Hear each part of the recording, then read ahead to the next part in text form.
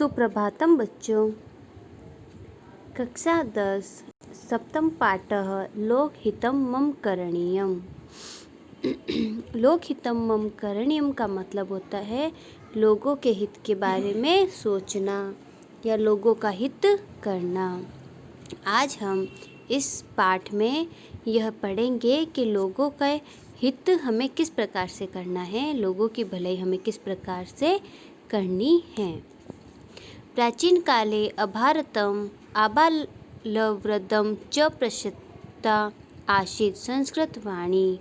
प्राचीन काल में संपूर्ण भारत में बच्चों से लेकर वृद्धों तक संस्कृत वाणी का प्रचार था। अनंतरम चिरकालं यावद् उत्तरोत्तरं घटमाना ईयश्रीणा जातः। इसके बाद बहुत समय तक लगातार यह विलुप्त हो गई। कवि कहते हैं कि प्राचीन काल में संपूर्ण भारत में बच्चों से लेकर वृद्धों तक संस्कृत वाणी बोली जाती थी, लेकिन कुछ समय बाद यह विलुप्त हो गई। पुरा कदाचित् भारते अजस्रं प्रवहन्ति इयं संस्कृतगणना पुनरपि लोकहिताय देवलोकार्ध अवतारिणा इति ध्रिया। कवि कहते हैं कि पूरा कदाचित भारते अजस्त्रम, आजकल फिर यह कुछ बहुत बड़ी प्रवहन्ति इयं संस्कृत गणना पुनरपि लोकहिताय, बहुत बड़ी नजर आती है। पहले कभी यहाँ लगातार लोकहिताय देवलोकात् अवतारिणाम इति ध्येया नेके भागीरथा प्रयत्नवन्तः सन्ति। पहले यहाँ लगातार गंगा के समान संस्कृत रूपी गंगा बहती थी, इसका प्रचार होना ही चाहिए। तेन च चतुर्दृशः संस्कृत जगति किंचित् संपदं स्फुटवां वा अवलोक्यते। ऐसा सोचकर अनेक भागीरथ प्रयत्नशील हैं कि चारों दिशाओं में इस संस्कृत रूपी वातावरण को हम देख सकें। संस्कृतकृतानुकूलस्य वातावरणस्य निर्माण आरब्धम्। संस्कृत के अनुकूल वातावरण का आरंभ हो। बहुलान अनन्तरं विद्यालयेषु अध्ययनाय लब्धः बालकाः अपि तत्र तत्र संस्कृतेन सम्भाषणं कुर्वन्तः दृश्यन्ते। बहुत समय के बाद विद्यालय में छोटे छोटे बच्चे संस्कृत में बात करते हुए नजर आते हैं। बालायाम् आकर्षणाय संस्कृतगीतानि अपि एकः सरलः उपक्रमः। बच्चों के आकर्षण के लिए संस्कृत गीत का एक सरल उपाय है। तेन संस्कृत भाषा संस्कृतो अपि अनायासः जयन्ते। संस्कृत भाषा का संस्कार भी याद हो जाता है। विगतेषु केषुचित् वर्षेषु नानाविधानि नवादि संस्कृत गीतानि रचितानि। कवि कहते हैं कि कुछ वर्षों में अनेक प्रकार के नए गीत संस्कृत में रचे गए हैं। पाठे अस्मिन् अतीव सरल्याः भाषायाः सरल्याः च शैल्या संस्कृत गीतमेकं प्रस्तूयते। इस पाठ में सरल भाषा में तथा सरल शैली के रूप में संस्कृत गीत प्रस्तुत किया जा रहा है। अयन्तु पठन्तु श्रवन्तु अभ्यस्तु गायन्तु च अतीव सरलं तरलं सरसं च गीतमिदम्। कवि कहते हैं कि आओ, आयन्तु आओ, पठन्तु पढ़ो, श्रवन्तु सुनो, अभ्यस्तुन्तु यानी अभ्यास करो, गायन्तु गाओ, और भी सरल तरीके से यह गीत गाएं। तो लोकहितं मम करणीयम यह एक प्रकार का गीत है जो हिंदोला राग है और आदि ताल है इसमें। तो कवि कहते हैं मनसा सततं स्मरणीयं वचसा सततं वदनीयं लोकहितं मम करणीयम, लोकहितं मम करणीयम। कवि कहते हैं कि मन से हमेशा याद रखना चाहिए।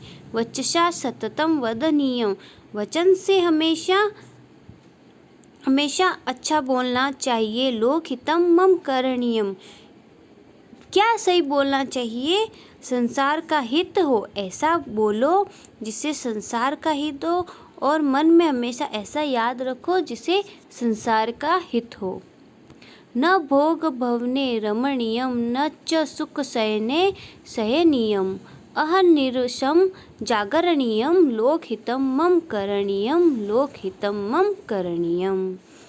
कवि कहते हैं कि न भोग भवने रमणीयम, भोग भवनों के अंदर, भौतिक साधनों के अंदर भ्रमण नहीं करना चाहिए। न च सुख शयने शयनीयम, और सुख की शैया पर भी शयन नहीं करना चाहिए। अहर्निश जागरणीयम, रात दिन जागृत रहना चाहिए। लोकहितं मम करणीयम, हमेशा संसार का हित करना चाहिए। कवि कहते हैं कि ऐसा कार्य कीजिए जिससे संसार का हित हो। ये सारी सुख सुविधाओं को आप त्याग कर दीजिए। न जातु दुखम गरणीयम, न च निज शोकयम मननीयम, कार्यक्षेत्रे त्वरणीयम, लोकहितं मम करणीयम, लोकहितं मम करणीयम। कवि कहते हैं न जातु दुखम गरणीयम, हमेशा कभी भी दुख को नहीं गिनना चाहिए। न च निज शोक्यम मननीयम, यह संसार रूपी जो सागर है, कभी जीवन कभी मरण, यह सब चलता रहता है। विपत्ति कभी संपत्ति, सब चलती रहती है, इसलिए अपना हमेशा सुख भी नहीं गिनना चाहिए। न च सुख शयने शयनीयम, न च निज शोक्यम मननीयम। कवि कहते हैं कि अपना सुख भी नहीं गिनना चाहिए। कार्यक्षेत्रे त्वरणीयम, कार्य क्षेत्र के अंदर हमेशा तत्पर रहना चाहिए। लोकहितं मम करणीयम, हमेशा दूसरों का हित करना चाहिए। कवि हमें कहते हैं कि संसार जो है इसमें चलता रहेगा, जीना मरना, संपत्ति विपत्ति सब आती जाती रहती है। हमें ऐसा कार्य करना चाहिए जिससे समाज का हित हो सके। सुख सागरे तरणीयम, कष्ट पर्वते चरणीयम, विपत्ति विपत्ते भ्रमणीयम, लोकहितं मम करणीयम, लोकहितं मम करणीयम। कवि कहते हैं सुख सागरे तरणीयम, यानी सुख रूपी संसार के अंदर हमें निडर होकर रहना चाहिए। कष्ट पर्वते चरणीयम, कष्ट रूपी पर्वत पर भी चरणों को रखना चाहिए, यानी कभी कभी विपत्तियों का सामना करना चाहिए, उनसे भागना नहीं चाहिए। विपत्ति विपन्ने भ्रमणीयम, लोकहितं मम करणीयम, विपत्ति रूपी जंगल में घूमना है, ना डरें और इससे संसार का हित करें। कवि कहते हैं कि ऐसी मुसीबतों का सामना अवश्य करें, उनसे डरे नहीं, जिससे हमारे संसार का हित हो। ऐसी मुसीबतों का सामना अवश्य ही करें, अपने कदम पीछे ना हटाएं। गहनारण्ये धन्दान्धकारे, बन्धुजनाये स्थिता गहरे, तत्र मया सचर रमणीयम, लोकहितं मम करणीयम, लोकहितं मम करणीयम। कवि कहते हैं गहनारण्य, ये गंभीर जंगल के अंदर और भयंकर जंगल के अंदर, बंधुजना ये स्थिता गहरे, जो हमारे बंधुजन हैं, गिरी गब्बरों में जो स्थित है हमारे बंधुजन, तत्र मया सचर रमणीयम, वहाँ जाकर उनकी सार संभाल करनी चाहिए, उन्हें संभालना चाहिए और घूमना चाहिए। ऐसा कार्य करना चाहिए जिससे हमारे लोक की हित हो। लोकहितं मम करणीयम, हमारे संसार का हित हो। कवि कहते हैं कि गंभीर रूपी जंगल में जाएं, भयंकर रूपी अंधकार में जाएं, जहाँ हमारे भाई बंधु हैं गिरी गब्बरों में जो हमारे देश की रक्षा कर रहे हैं, उनके लिए सार संभार करनी चाहिए। लोकहितम मम करणीयम, लोकहित करना चाहिए। तो इस पाठ को पढ़ना तभी सार्थक है जब हम एक दूसरे की रक्षा करेंगे। ये डॉक्टर श्रीधर भास्कर वर्णेकर के द्वारा रचित है। यह भी क्वेश्चन आता है कि किसके द्वारा रचित है? डॉक्टर श्रीधर भास्कर वर्णेकर।